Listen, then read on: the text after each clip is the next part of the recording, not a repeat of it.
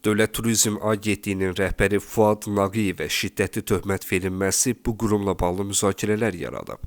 Azərbaycan Milli Kulinariya Assosiasiyasının sədri Tahir Əmrasanov agentliyin ünvanına sərt fikirlər səsləndirib. Dövlət Turizm Agentliyinin rəhbərliyinin niyə Milli Kulinariya Mərkəzini iflic vəziyyətinə salması, Milli Kulinariya Assosiasiyasına daim təzyiq göstərməsi, Ermənistana bu sahədə yol açıb, revanşa imkan verməsi, bu sahədəki qeyri-hökumət təşkilatlarının işinə qanunsuz müdaxilə etməsi, özünə qeyri-hökumət təşkilatı yaratması, dövlətin bu sahədəki qələbələrinin heçə endirilməsi, brendləşən festivalların ləğvi, Kulinariya Şöhrəti Muzeyinin dağılması, Ermənistanın rəsmən düşmən və rasist elan etdiyi, Azərbaycan Prezidentinin etimad göstərib tətbiq etdiyi bir şəxsə qarşı düşmənçilik, böhtan kampaniyası səbəbsiz və təqaüd yaşından bir il qalmış işdən çıxarılması, beynəlxalq təşkilatlara ləkələyici məktublar göndərənlərə arxa durması və s. Səbəblərini indi yalnız təxmin etmirik, həm də buna artıq əminik, bunu artıq hamı anlayır, deyə o qeyd edib.